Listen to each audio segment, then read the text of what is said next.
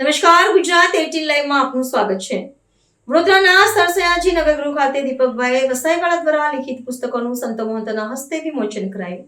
દીપકભાઈ વસાઈવાળા ડભોઈ દ્વારા તૈયાર કરાયેલા પુસ્તકો વિચારોનું સામ્રાજ્ય, શ્રીમદ ભાગવદ ગીતાની સમજણ, અંતર્મનની યાત્રા, ભગવદ્ ગીતાની સમજણ અધ્યાય 1, 3 અને 4, 6 પુસ્તકોનું વિમોચન તૃતીય પીઠાધીશ્વર કાંકરોલી નરેશ પૂજ્યપાદ ગોસ્વામી 108 શ્રી ડૉક્ટર વાગીશ કુમારજી મહારાજ શ્રી પૂજ્ય શ્રી 1008 સ્વામી સુદર્શનચાર્યજી મહારાજ બદ્રીનારાયણ મંદિર ડભોઈ પૂજ્ય શ્રી સંત યુવરાજ સ્વામી માધવાચાર્યજી ઉજ્જૈનના સાનિધ્યમાં સરસયાજી નગરગૃહ કોટા ખાતે પુસ્તકોનું વિમોચન કરવામાં આવ્યું હતું।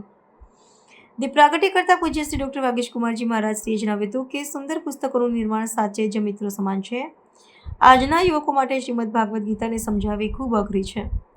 દીપકભાઈ વસાઈવાળા પરિવાર દ્વારા સંસ્કારોનું સિંચન, સંસ્કારી નગરી અને વડોદરાને ઉજાગર કરવાનું કામ પ્રશંસનીય છે।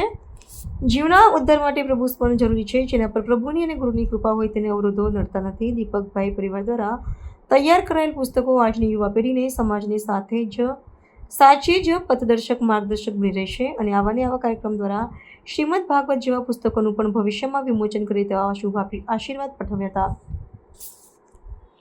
ઉજ્જૈનના સ્વામી માધવાચાર્યજીએ જણાવ્યું હતું કે સનાતન સંસ્કૃતિ પૂરા બ્રહ્માંડમાં વ્યાપલ છે। સાચા મિત્રો પુસ્તકો છે। પુસ્તક કેવળ કાગળના પાન નથી, વિચાર છે અને વિચારથી આશા બંધાય છે। સંસ્કાર તત્વજ્ઞાન સાથે જીવવા માટે પુસ્તક જરૂરી છે। શ્રીમદ ભાગવદ ગીતા ચિંતન મનનના વિષયો છે અને શ્રીમદ ભાગવદ ગીતા એ માખણ છે, શ્રેષ્ઠ માર્ગદર્શન છે, તેના વગર ગતિ થતી નથી। બદ્રીનારાયણ મંદિરના પૂજ્ય શ્રી સુદર્શનચાર્યજીએ જણાવ્યું કે દીપકભાઈ દ્વારા તૈયાર કરાયેલા પુસ્તકો વર્તમાન સમયમાં સનાતન હિન્દુ સંસ્કૃતિમાં એક નવીન રાહ બતાવે છે। પુસ્તકોનું નવીન પેઢી પઠન મનન દ્વારા જીવનમાં આચરણ કરવા માટે આહવાન કર્યું છે અને ડભોઈ બદ્રીનારાયણ મંદિરના જીર્ણોદ્ધાર માટે આપેલું યોગદાન ભૂલાય તેમ નથી। પ્રારંભમાં કાર્યક્રમ મંગલાચરણના અને દીપ પ્રાગટ્ય કરીને પુસ્તકોનું વિમોચન ઉપસ્થિત પૂજ્યશ્રીઓના કરકમલો દ્વારા કરવામાં આવ્યું હતું।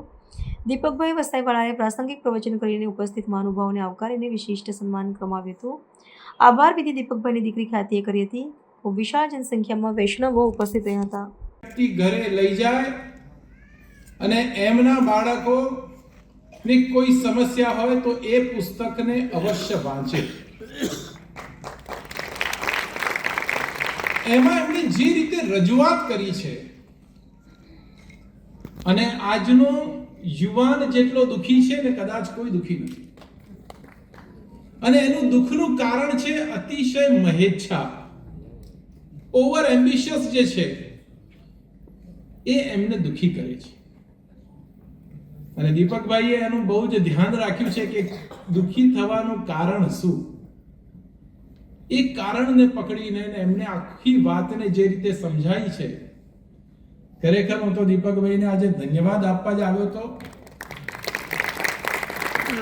મને ખબર નહીં કે આ કાર્યક્રમ આટલો મોટો થશે અને સ્વામીજી જે રીતે આજે એમને વક્તવ્ય આપ્યું છે, મને લાગે છે કે પીએચડી વીએચડી એ બધામાં બહુ નાનો વિષય છે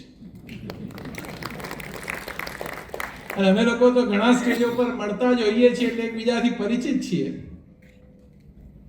પણ આજે વિશેષ વાત એ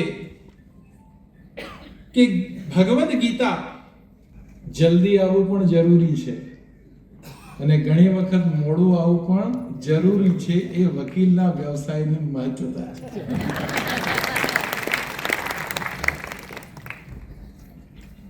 ખરેખર આજે બહુ જ આનંદ છે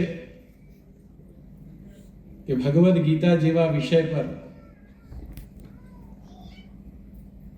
કોઈ અમને પૂછવા આવે કે કઈ ગીતા વાંચવી જોઈએ, તો હું કાયમ કહેતો હોઉં સૌથી પહેલા તો ગીતા પ્રેસ ગોરખપુરની ગીતા વાંચવી જોઈએ।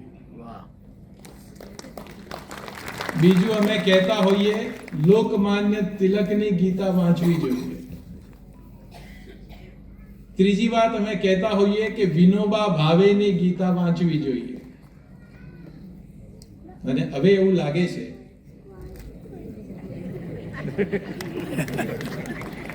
અમારી સંસ્કારી નગરી વડોદરા છે